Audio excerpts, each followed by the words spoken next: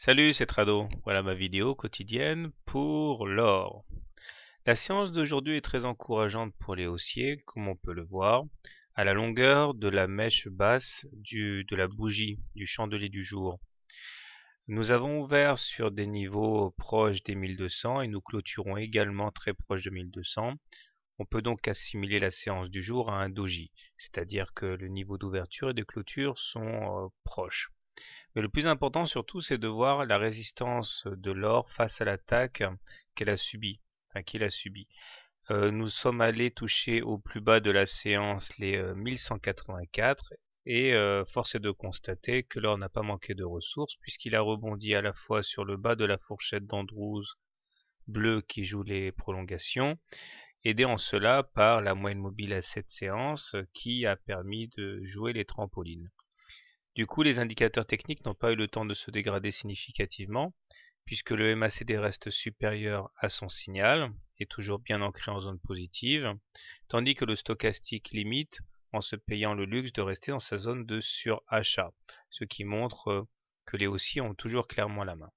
Seul le momentum aujourd'hui acte la séance, mais reste bien supérieur à zéro.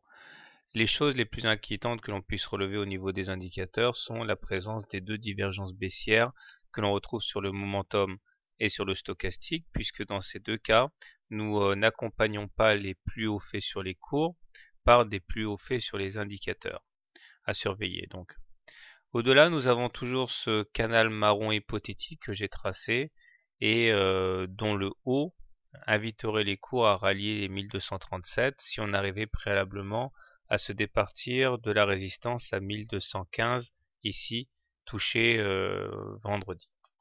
Cela me renvoie donc au trade de l'or pour demain. Alors si vous êtes plutôt haussier sur l'or, je pense que le mieux à faire, c'est de reproduire la recette qui a bien fonctionné aujourd'hui, à savoir l'achat de la M7, ou alors du bas de la fourchette d'Andrews bleue, puisqu'elle tient.